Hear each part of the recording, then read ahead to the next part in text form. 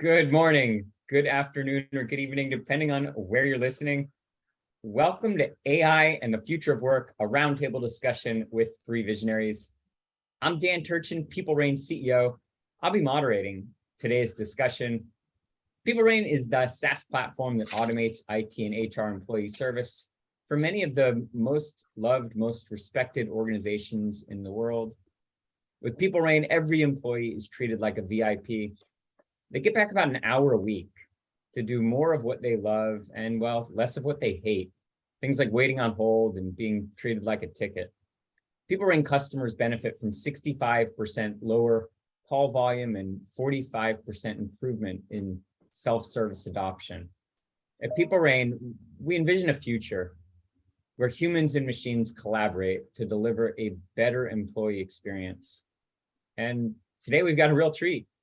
We get to hear from three authors and luminaries about their visions for the future of work. I host a weekly podcast called AI and the Future of Work. It's the most downloaded podcast about the topic. We've published over 150 episodes with some really iconic academics, entrepreneurs, investors, and of course, thought leaders.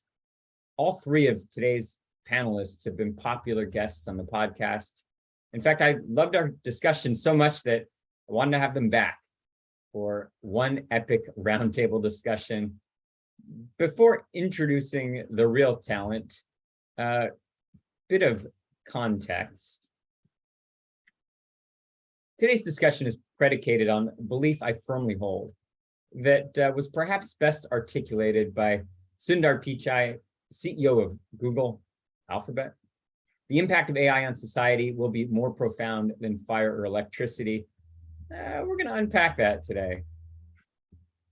And specifically, we're going to unpack it in the context of a few key questions. Why are we here? Now, I don't mean like on this webcast. I mean like, why are we here? Why are we having this discussion now? What's ahead? And perhaps most importantly, as a leader, how can you prepare your organization for the future of work?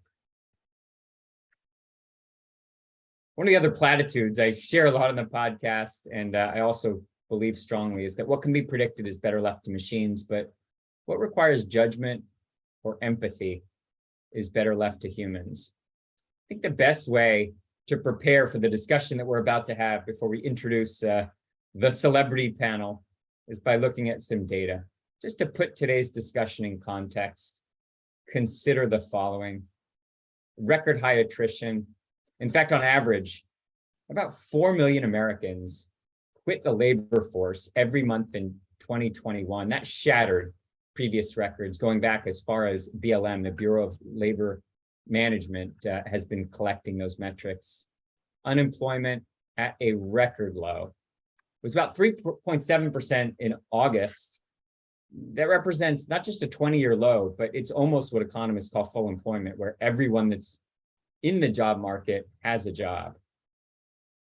Inflation, sadly, is at a record high. In fact, it's worse in Europe and other parts of the world. But in the US alone, consumer prices have increased over 9% year over year. And that's as of June. Here we are taping this in September. Hopefully it's going down.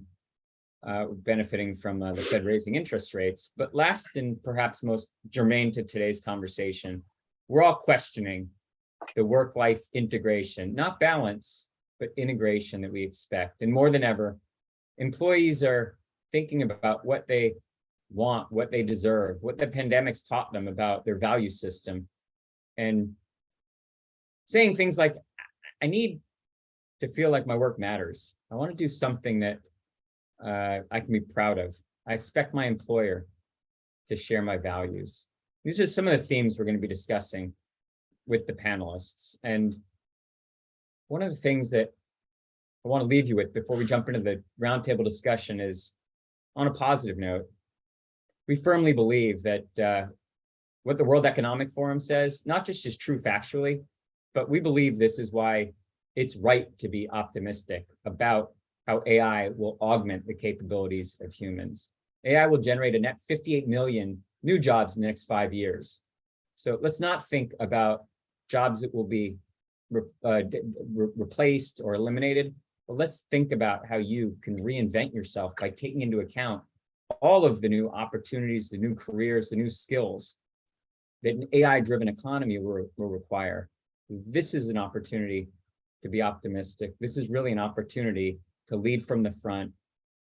Throughout history, going back as far as the first industrial revolution in the 18th century, those who are on the right side of innovation tend to win in the end. We want to make sure on today's webcast, you're one of those who's embracing new technologies and really enthusiastic about the future of AI and the future of the modern workplace.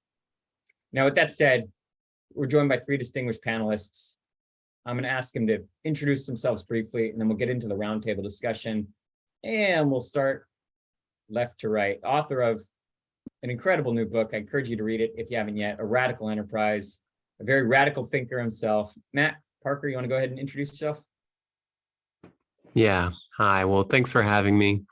So yeah, I wrote this book, A Radical Enterprise, Pioneering the Future of High-Performing Organizations. And I did that after spending a couple of decades in the software industry and having really terrible experiences at work and also truly amazing experiences at work. And that led me to ask questions like, why can work be as good as it can be? What is the nature of that work? And it led me to explore topics like self-management and radical collaboration, and to research a bunch of companies, some of which are huge, on the cutting edge of this way of working. And that's what I wrote my book about. I'm really excited to be here. Thanks for joining. Next up, the famed digital speaker and the author of a great new book, unpacking some themes related to today's subject, but specifically about the metaverse. Dr. Mark van Rijmenam. Welcome, Mark. Thank you very much, Dan. It's an absolute pleasure to be here. I'm dialing in from the future. I'm in Sydney, Australia, about 17 hours ahead of San Francisco. And it's great to be here. I'm indeed the author of Step into the Metaverse, a book that details how the immersive internet is going to change our society. I'm a future tech strategist, which means I think about emerging technologies and how they change organizations as well as society. And I've written several books on that, on these topics. And I'm currently starting a new initiative, the Digital Futures Institute, which is a research institute focused on ensuring a fair digital future for everyone, because I think there are some challenges ahead of us that we need to resolve. And yeah, I'm excited to be here. Welcome. Our third panelist, distinguished author, but also one of the most recognized authorities on the topic, the future of work, head of future of work initiatives at Singularity University, and the author of the recently released Next Rules of Work. Gary, welcome to the event. Thanks, Dan, for the invitation. It's great to be having yet another great conversation with you and the other guests. So in addition to the points you just mentioned, I've also got 9 courses on LinkedIn Learning, courses like Learning Mindset and Learning Agility and Leading Change, which have amassed about 1.2 million learners. And then I've also got a small but mighty software company called The Parachute, that's built from the work of a book called What Color is Your Parachute? And sort of gives us a lens on not just how a lot of the macro issues change related to the future of work and learning and the organization, but how each of us as individuals make decisions about our work and our learning and the kinds of organizations that we want to work with. Great to have you. We're going to structure today's discussion in 3 sections: where we've been, where we are, and where we're headed. And the first question, Gary, let's start with you. We're here talking about the future of work, but maybe your perspective. What was broken about the past of work, and why do we need to have these conversations about what needs to be fixed? I often show sort of 3 waves of work. We're always changing the rules of work, but the old rules of work, we inherited a lot of what I think of as mechanistic rules. We tended to try to optimize the kinds of work that humans did, the kinds of workplaces that we designed, and then along comes a virus, and suddenly we hit the reset button. I called it the Great Reset. And what our opportunity still is to shift towards more human-centric work. So every place we can think of where we tried to make work repetitive, boring. The tasks were not all that interesting. All of those are opportunities to actually reshape work roles so that people have access to meaningful, well-paid work. And that is a fundamental shift in the mindset of many organizations. Matt, you go through a bunch of interesting examples from your research in the book. Pick out one. Tell us about one place where you've been or studied where work is broken. Was that a question to me? I couldn't tell if you said Matt or man. Yeah, to you, Matt Parker. Well, my book focuses on workplaces that aren't broken, not on workplaces that are broken. And I don't think you have to look hard to find a workplace that's broken. The reality is, somewhere probably between 80 to 90% of companies around the world subscribe to a organizational mindset and model that has many different names out there in the world. And the name I sort of use in the book is called the Dominator Hierarchy. These are organizations that are based on concepts of domination and coercion and structure work relationships based on those ideas. And ultimately, that's a way to rob people of creativity, meaning, purpose, autonomy, agency. It's exactly the opposite of what the modern day knowledge worker needs to feel like they actually have skin in the game, to feel accountability, and to be able to make meaningful decisions that ultimately drive success. Yeah, Dr. Mark, what from your research, as an academic and author and a speaker, you coach a lot of executives on how to use technology to create a better workplace. What's one lesson that you have for leaders that you think is a blind spot? Well, I think what I've noticed that a lot of executives think that the technology can be either a threat or opportunity. But I think what's important to see is that technology can actually make an organization a lot more humane. And I think that is often forgotten, that you can use technology to actually improve the work that needs to be done. And I think if we can understand how we do work and how we use technology to improve the work that we do and how we do that work, I think that is a significant differentiator for organizations that embrace the latest technologies. I always say that AI can be used, for example, to get the mundane tasks being done by the machines, so that the human can focus on the customer relationship, the important work that needs to be done. And I think that is a mindset shift that is required, that we should embrace technology not as a threat, but as an opportunity to get better work done and have more meaningful relationships with the employees and with the customers. Yeah, Gary, I know from trying to schedule time with you that you're in front of various audiences, an average of multiple times per week. So you get a lot of feedback, presumably, about this topic. What's something that's not obvious that comes up in your speaking roles or in your feedback sessions about how technology could be used more effectively at work? No, absolutely. So, and as a matter of fact, I was in the future. I was just speaking in Sydney just a few weeks ago, and now I've sort of taken a step back into the present. And I was speaking throughout Australia and New Zealand, and I'll give a couple of examples of where I think some of the not missed opportunities, but where we're just not seeing enough of the energy. So first off, the mindset I'd love to suggest is robots and software don't take jobs. I know that was the rhetoric before the onset of the pandemic, but robots and software just automate tasks. And it's a human's decision whether or not a job goes away or a job is created. And so if you think of sort of standard distribution of the tasks in an organization, the lower left-hand corner of repetitive, boring, that sort of thing, absolutely, we've always automated those things.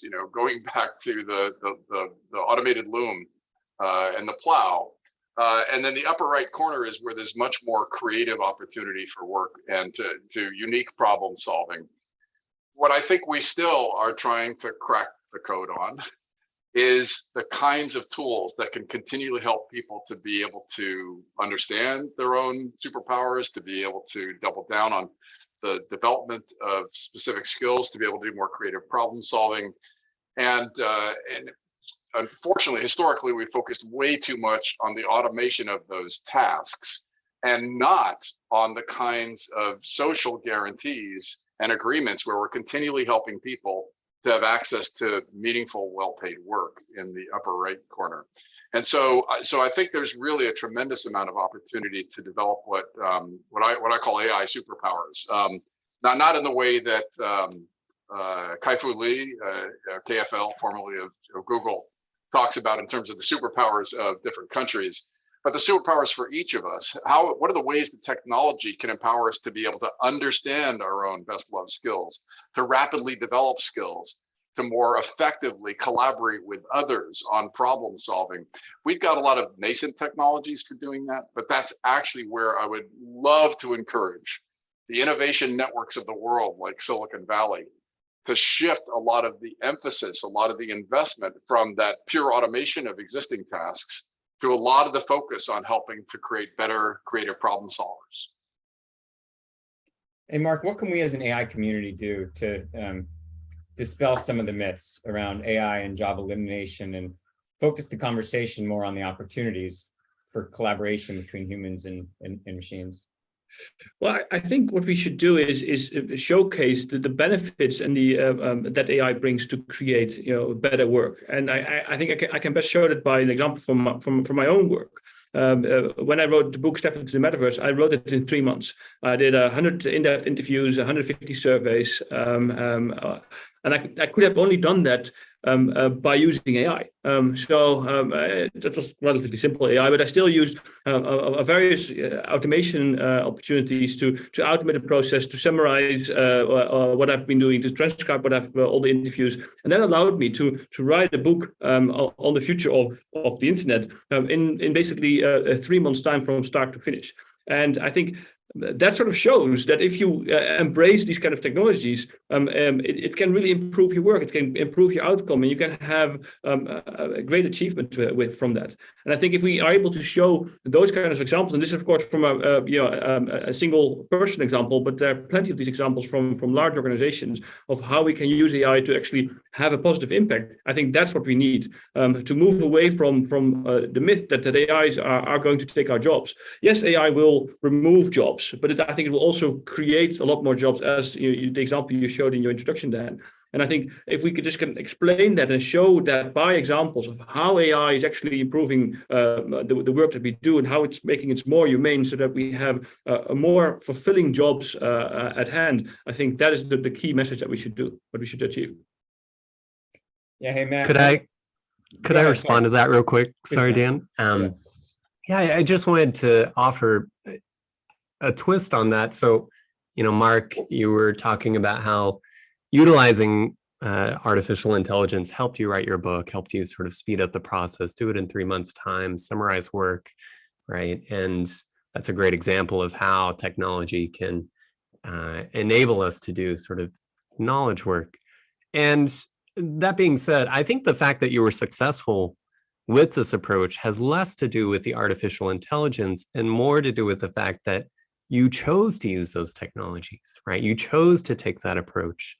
And I think this is the flip side of everything that we have to consider.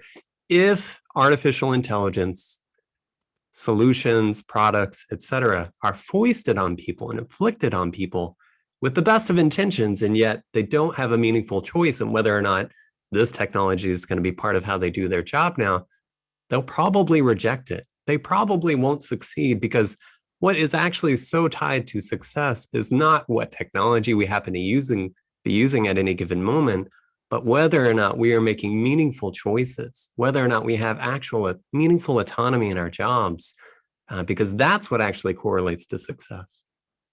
So I just want to piggyback on what Matt just said. So absolutely in agreement, and especially because it requires intentionality. So unfortunately, the innovation ecosystems I was talking about, if you ask a venture capitalist what they're going to fund, and you offer them 2 companies, and one company is automating existing tasks that a company is already spending money on, and another is going to create superpowers and really help humans to be able to do this creative problem solving thing, but there's no clear budget that's going to come from any company. What is the venture capitalist going to fund? They're going to fund the thing that is going to basically affect those tasks somebody is already doing. And as Matt was saying, so that doesn't mean that worker is going to be part of that process. So if I, especially in the United States with our peculiar form of capitalism, our approach to it is, what we'll do is we'll discard that human because they don't have the skill set we need anymore. And we'll go hire the human that can do all that creative problem solving stuff, as opposed to think about, well, wait a minute, we could have been using all these technologies to continually help people to move to that upper right quadrant. And so what I hear you saying, Matt, is it's about agency. It's about involving them as stakeholders in that process. And that's where a tremendous amount of the opportunity comes from. But you're right, it has nothing to do with the technology. It has to do with the mindset of the people that are making the decisions about how work is constructed in an organization. I completely agree with both of you, and I think what often is missing is that organizations tend not to take the employees along with their journey on why they need to embrace technology and what AI is going to do. If you're just going to enforce AI on a warehouse employee, he or she might think, oh, AI is going to take my job. Well, actually, AI can improve the job of that person significantly, and not take the job, but make it more meaningful and more interesting. And I think if we ensure that in education across all levels of an organization, whether you're 1,000 employees or 250,000 employees, I think that is key, so that we understand what the reason is why AI is actually good for your organization. And I think a lot of organizations are not doing that enough, I think, to teach why technology is a good thing for all levels of the organization. So Mark, just to make sure, I mean, if we're all in violent agreement, I don't think it's quite as interesting. So let me just challenge one thing you're saying. So let's just give the example of somebody that is offered AI software that they're supposed to train, and they're a tech support, they're a phone support person. And that is eventually, the training that software, you're going to eventually make it so effective at responding to probably 80 to 90% of the calls that come in. That means that person is no longer needed in 80 to 90% of their work.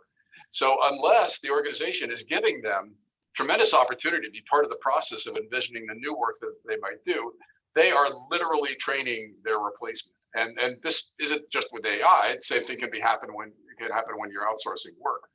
But just training that employee, teaching that employee, oh no, AI is good for the organization, when their job is at risk, doesn't solve the problem that we're talking about, right? No, I agree with you, and because I think it's if you just, as you correctly say, ask your employees to teach the AI to replace your job, that employees are not stupid. So I think as you said correctly, you need to take them along and help them envision how it will change their job also for the long run, and not that they are going to be replaced after they've taught the AI. And I think that is what's necessary to involve them in the process of how it can improve their job, not for the short term, but also for the long term, when they might roll over to a different type of work that needs to be done in their field of expertise.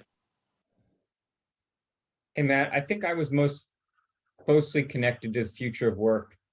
In 2018, I got to spend a day in a place called the Merchandise Mart in downtown Chicago at this super innovative company called Pivotal Labs. I think you might have heard of them. Maybe educate us. What did they get right about work structure that maybe other organizations could learn from? Yeah. Okay. So I was for a time the global head of engineering for Pivotal Labs, and when I said at the beginning that as I look back on my first 2 decades in industry, it was a mix of terrible and wonderful experiences. Pivotal Labs was the wonderful experience, and I think it's almost hard to sum up in words the feeling that you get from stepping into a place in which it's not a place in which work is structured on domination and coercion, but on partnership and equality, right? On self-organization and self-management, on meaningful decision-making, on team autonomy, right? But also aligned autonomy across teams.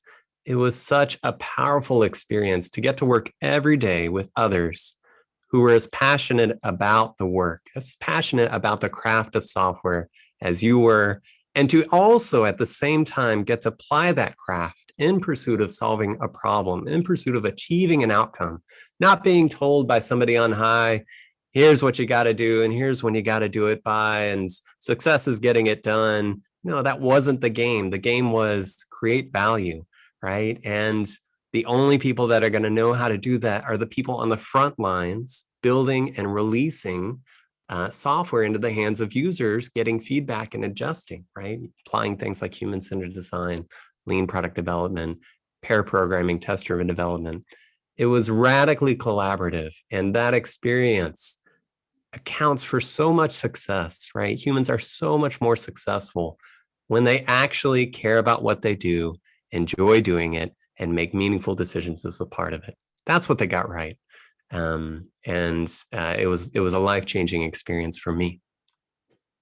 Hey, Gary, you and I have talked about shifting from a workforce to what you call a work net, and presumably that'll lead to less loyalty from employees to employers, because it's kind of a career stitched together from gig work and various kinds of projects.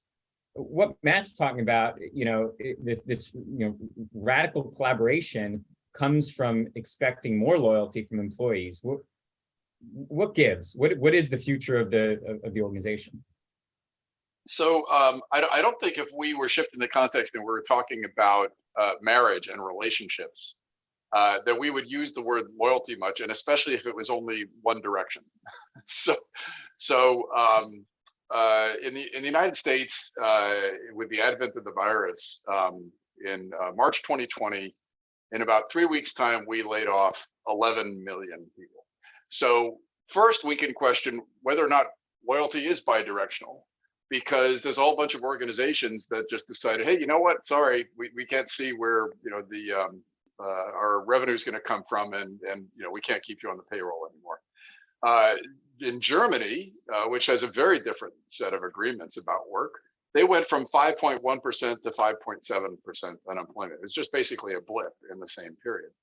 And so now that we have headlines around the Great Resignation and quiet quitting and other, as far as I'm concerned, completely BS labels, we've defined so much of the mindset from the mindset of the employer. But really, when you talk about loyalty, you're talking about agreements in the same way you would in any kind of relationship. And so you've got a set of agreements between you, and there's things that you're bringing as a worker, and there's things that you're bringing as a hirer.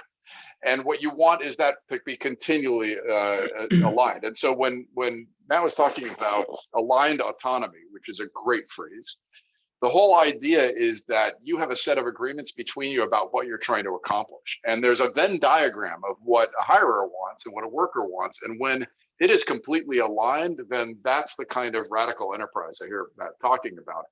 And where it gets misaligned is where there isn't a clear set of agreements, or where one party doesn't agree what the other one believes needs to be true, or is part of the agreement.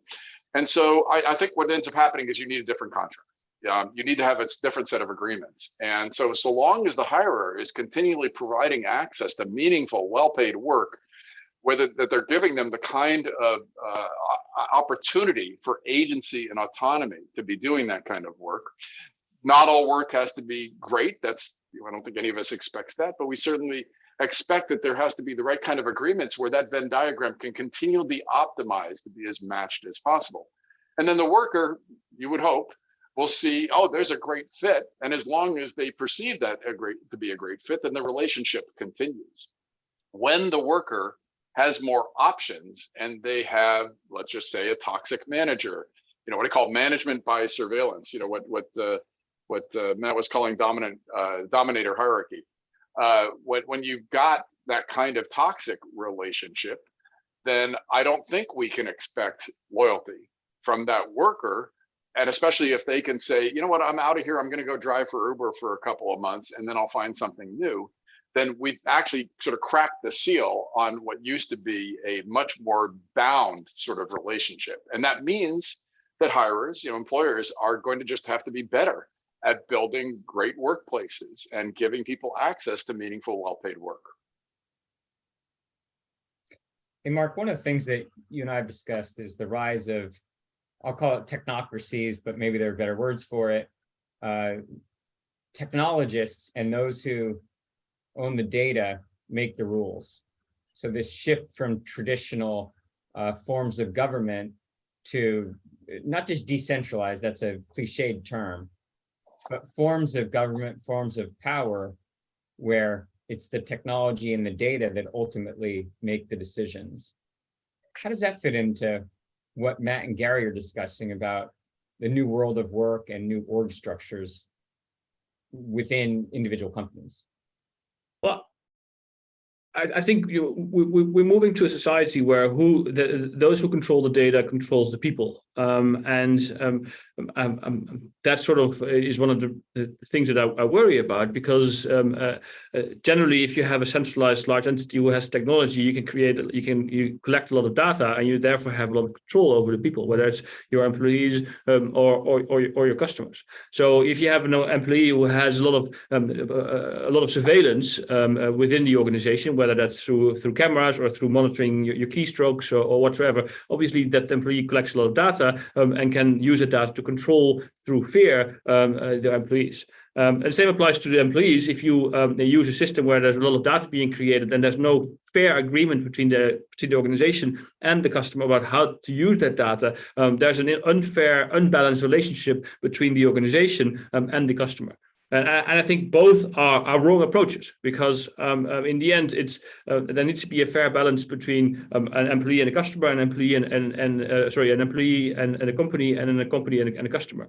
And if we can move to a situation where we have again, it's a bit of a buzzword again, but a decentralized approach where we control more of our own data. And as you so rightly said in one of our podcasts, Dan, we need the data rights are the new civil rights. I think that's where we need to move to have that more balanced relationship. And if I can just also comment to what Gary just mentioned, I think one of the challenges that we face, I think, is that in society there's a very much shortism approach. It's all very short-term focused. It's quarterly. It's shareholders meetings. It's the 11 million people that got fired because of the pandemic. I'm Dutch. That didn't happen in the Netherlands, because we had a much more long-term approach. And to connect again to Gary's comparison to marriage, in marriage you also say for better or for worse.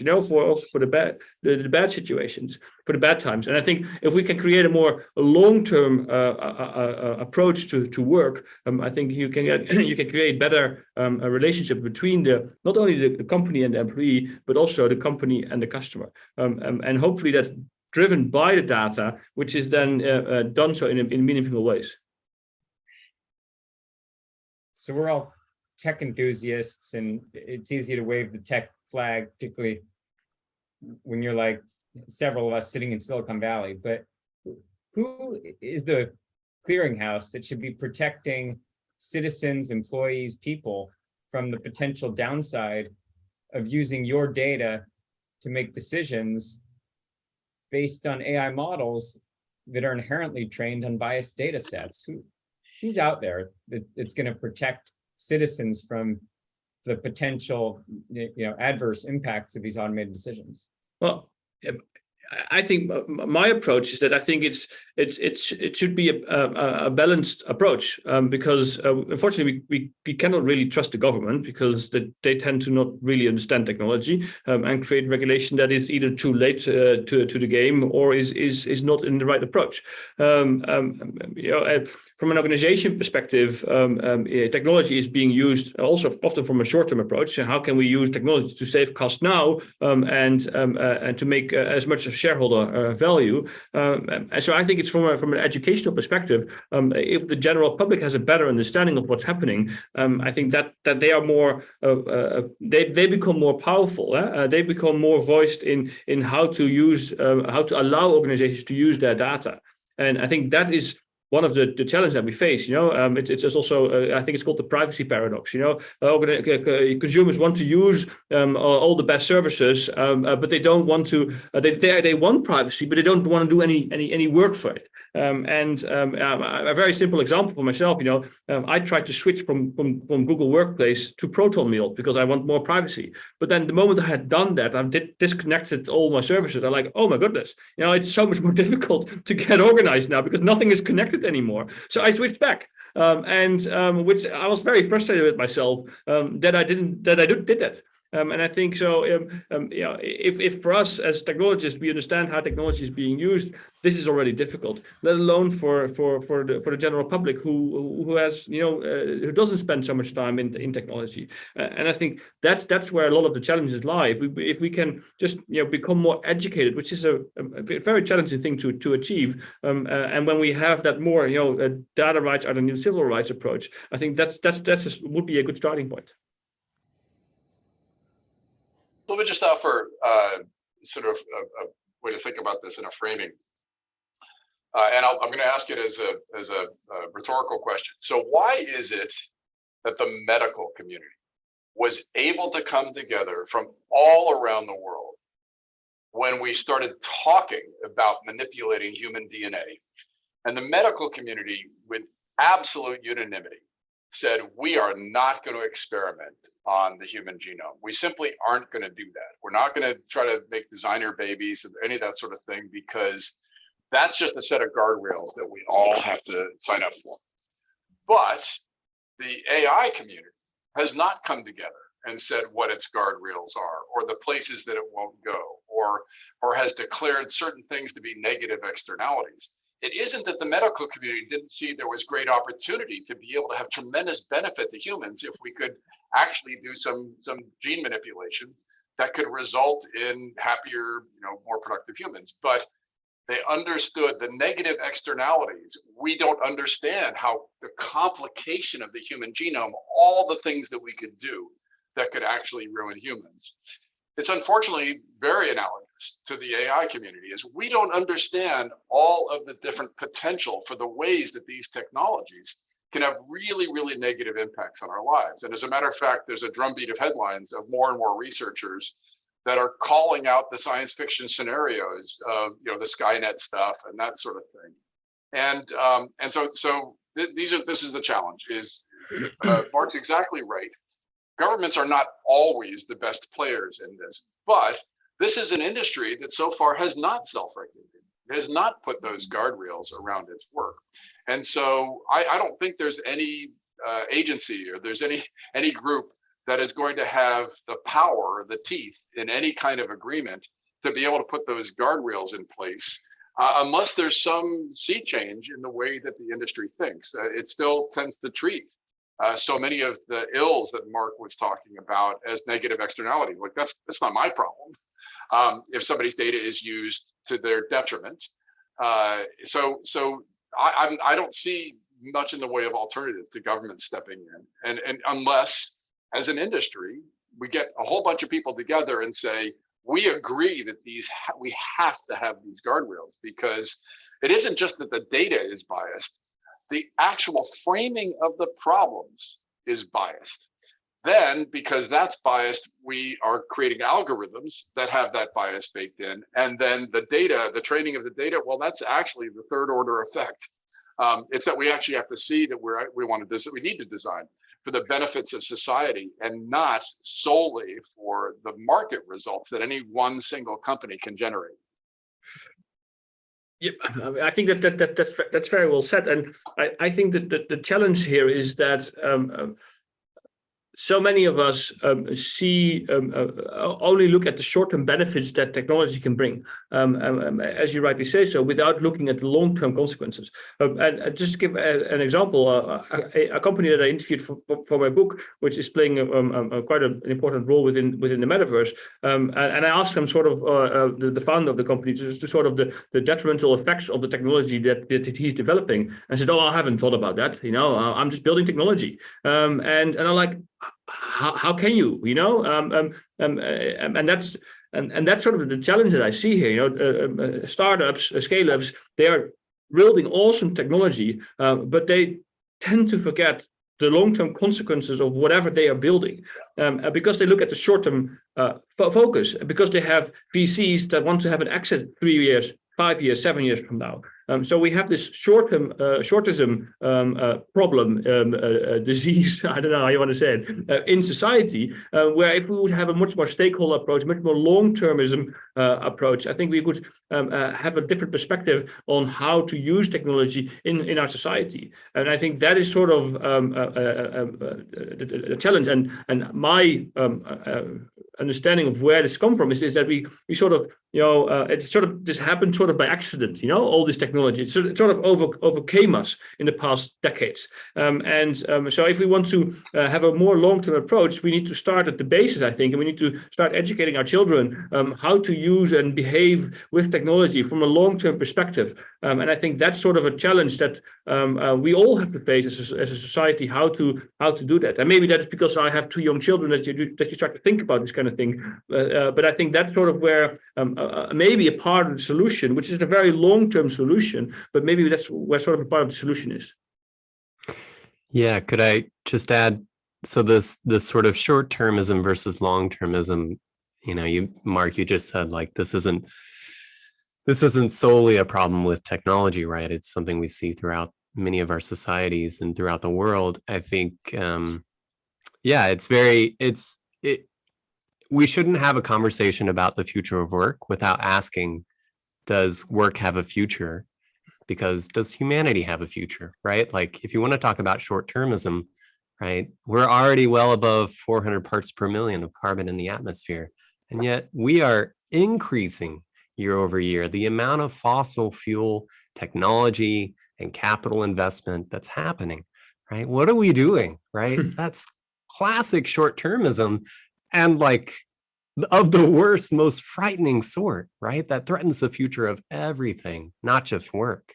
In this, I just wanted to make sure I gave a shout out to Patagonia, right? Patagonia, the company, in the past few days, basically turning the company over to the planet Earth, saying the planet Earth is their actual real and only stakeholder in all of the work that they do, right? And making that real, an economic reality in the way they've restructured their company. I am so glad that they did that. And my fingers are crossed that acts like that will become a meme that other companies, other individuals, right, other societies begin to latch onto. And so maybe something very similar could happen in the world of artificial intelligence. And we could create memes around responsible, sort of ethical AI that would also change and grow. So I just want to, can I just build off that really quickly? So I completely agree. I firmly believe it starts at an individual level. So Monsieur Chouinard with Patagonia, at the end of the day, was a courageous leader. He's been a courageous leader for quite some time. And he made a really important decision to be able to shift the value of what he was doing so that it was actually broadly beneficial to a range of stakeholders and to the planet. The reason I mentioned the medical example is every doctor on the planet takes something equivalent to the Hippocratic Oath. Not only do no harm, but try to benefit humans as much as possible. I think the same needs to be true for those who are in the AI community. Programmers, designers, everybody should be taking, I don't know whether it's the Aristotle Oath or whatever provides a moral anchor and underpinning. But at the front end, engineers need to make this commitment to working on the kinds of technologies that are actually beneficial to humans and making the decisions to not do the kind of work, as Mark was saying, where they are simply ignoring those negative externalities, moving fast and breaking things like society. So I think that's a tremendous opportunity, is for us to be training. Every single engineer on the planet should begin with that ethics training early on, so that they have these guardrails in their own behavior, and then we can have that be fractal, and then that can actually affect the behavior of organizations as well. It's funny that you said it, Gary, because I was actually had a conversation yesterday in relation to the Digital Futures Institute that I'm founding, where we were discussing such a kind of oath, how can you kind of create an oath of a responsible digital future, that technology that you create is open, is inclusive, is private, is transparent, is fair, secure, safe, consensual, those kind of things, those kind of keywords is I think that's crucial, and that we sort of learn to use technology. We've been given this awesome power, and we don't really know how to use it, and we just toying with it without understanding the consequences of using that technology in the work that we do, I think that is very problematic, I think, and we really need actions to be taken there to solve this, because we only have one shot to getting it right, and it's also very much linked to my work that I do with the Metaverse. The way I see it, we have this one opportunity, this one shot, to quote Eminem, to do things right, and especially in the Metaverse, where the data collection will be 100 times more than we do today already. We have one shot to get it right before we sleepwalk again into a surveillance society, whether it's corporate or whether it's government surveillance society, whether it's intentionally or unintentionally. But we have one shot to prevent that from happening, because if we don't, it's too late, and then we end up in a dystopian future. It's trying to be a bit of a negative approach, but I think unfortunately that's sort of the way I see the future, and I'm very passionate about trying to solve that, because I think there is much more force for humanity if we use technology in good ways. Hey, guys, this is just round one, and hopefully we're gonna get this group back together for round two and subsequent discussions. But I want to make sure we have a few minutes at least to take questions from the live audience. I do want to get your take on one last set of thoughts. So it's September 2032, and we're back here, and it's round 18 or whatever it is by then, and we're starting off the conversation about where we've been. What is it that we're talking about that's happened since round one?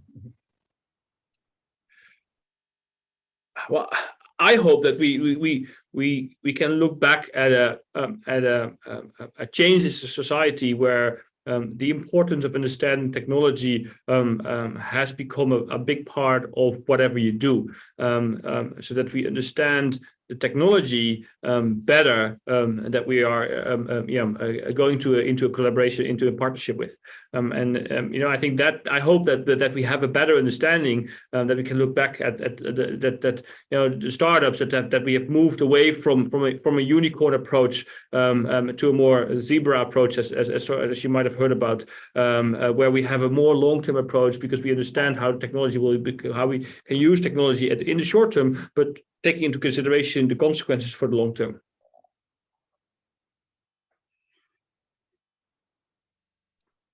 Yeah, I'll just weigh in. So if history is our guide, and it usually is, then we will probably see both abundance and scarcity. So we'll see a lot of the positive effects that Mark is talking about. I think we'll have some tremendous leaps forward in the next 10 years in how we're able to automate a significant amount of work, how we're able to help humans to be able to solve problems we'd never envisioned before.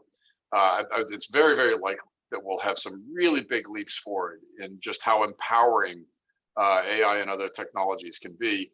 And we also will have a countervailing force where there's inevitably a dark side to technologies. There always is. And the question is just how widespread they are. And so what's really likely as well is that there will be actors who will continually find ways to be able to hack human attention, hack human consciousness, hack our peculiar forms of capitalism, and to be able to create new businesses, new business models that will actually be disadvantageous to a lot of humans, but still making a profit. And so that's the countervailing forces that we're working with. We've got great examples where people have moved fast and broken things in society and are still making lots of money and won't change the basic way that those algorithms operate. And so I think this is where we as humans have to continually double down on everything that both Mark and Matt are saying about more human-centric outcomes, and essentially the application, the shouldering of responsibility by every technologist in the food chain, that they are contributing to the more positive aspects and they are saying no to contributing to the negative ones. Nice. Well, I'll make mine short. So 10 years from now, every technologist on the planet will have signed a Hippocratic oath, or they won't be a technologist. That's my first prediction. Second prediction is a significant number of companies will have followed Patagonia's example, right? To ensure that not just work, but life has a future on this planet. And three, the number of companies out there that have moved from a 20th century model of domination and coercion in the workplace to a 21st century model of partnership and equality, autonomy and agency will be much more than it is today. Today, it's 8% of companies around the world. In 10 years, it's going to be 80% of companies around the world. Those are my predictions. Awesome. I like that world. Yeah, me too. Put it on your calendar, September 2032. Yeah. I'm optimistic that's the conversation we're going to be having.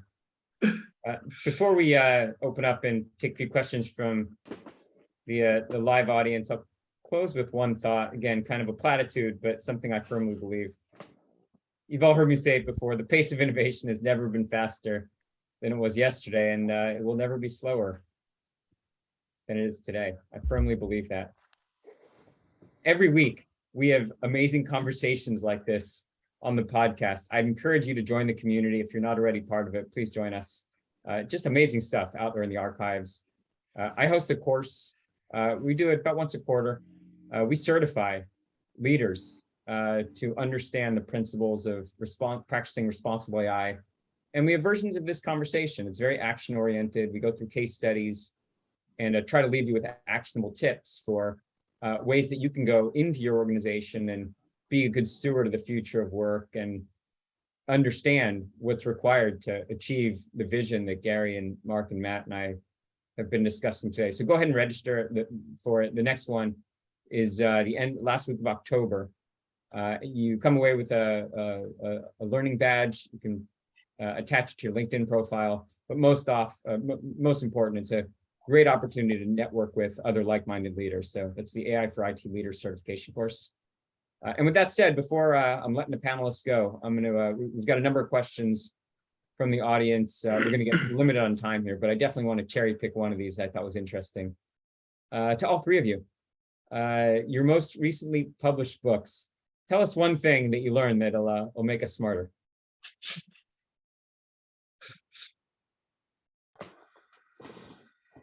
I'll just jump in first. So I'll talk at the personal level.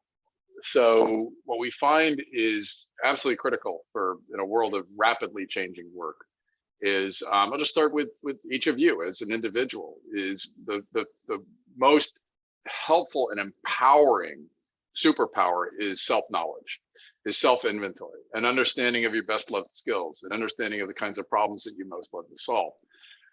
By becoming smarter about you and about the kinds of things you think you can do in the world to be able to have an impact, you're going to be able to contribute much better.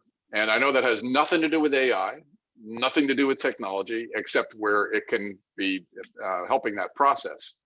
But that's where we encourage people to continually start on an individual level, is to continually understand what drives them, what their opportunities are, and being able to have some kind of impact in the world, and then using that as their North Star or their Southern Cross in their work. I'll go next. So one of the sort of four imperatives that I look at in my book that makes radically collaborative companies succeed is about human needs, right? Humans are animals, and so we have animal needs, certainly, but we also have needs that are distinctly human, which we've sort of been talking about a lot, right? Things like security, autonomy, fairness, esteem, trust, belongingness, meaning, purpose, love, etc. Right? One of those needs, I want you to consider trust. Almost anything is possible for a group of people when trust is in the room. High trust environments lead to 32 times the amount of positive risk taking, right? So the amount of times people are going out on a limb, trying something, even though it might fail, and learning from it if they do fail, or learning from it if they succeed, right? That positive risk-taking translates into the 11 times the amount of innovation and 6 times the amount of performance. There's a reason that self-managing, radically collaborative companies around the planet, from the largest, examples like Hire, 80,000 people, right, to tiny companies that I also profile in the book, there's a reason that they are out competing in their markets. And it has a lot to do with human needs like trust. So for me, when I wrote Step into the Metaverse, I think my most important lesson is that if we look at the future of the internet, the future of work, which I foresee as being data, decentralization, and automation, is changing what we do, and the metaverse is changing how we do it. The metaverse will offer us completely new ways to collaborate, to interact, to build great things, but then in a 3D immersive environment. Because the humans, we are made for 3D. We're not made for 2D. Just like we have this webinar, which is a 2D experience. If this would have been a 3D experience, it would have been a lot more seamless, a lot more intuitive for everyone. If we would have been just like being physically present in the same room. However, with that, if the metaverse is changing how we do work, and with the enormous amount of data that's being created while we're doing so, I think the need for an open metaverse where we control our data, our digital assets, and our own identity is becoming more and more important. That's why I wrote my book as a blueprint for an open metaverse, how to achieve that. And I think that's the lesson I learned from all the research I've done for this book is the metaverse is a tremendous multi-trillion-dollar opportunity, but we have to do it in the right way. I think what Mark's saying is you're gonna have to join us for round 2 in the metaverse. Definitely. Right? Well, our commit was to get you out of here by the top of the hour. If you're like me, you'd love to hang out with all 3 of the panelists more. Go and listen to the recordings of their episodes on the AI and the Future of Work podcast. But most important, guys, we're going to invite you back for another version of this discussion. This was so interesting. Thanks so much for joining us. Thanks for having me. Yeah, you bet. And Tom from PeopleReign went ahead and posted the link to register for the AI for IT Leaders certification course. Go ahead and get registered for that. Another opportunity for you to continue the dialogue with us. But on behalf of the panelists and for today's session, we're going to sign off. But again, thanks to you for joining us. Great discussion, and look forward to continuing it very soon. All right. Thanks a lot, guys. Thank you. Thanks.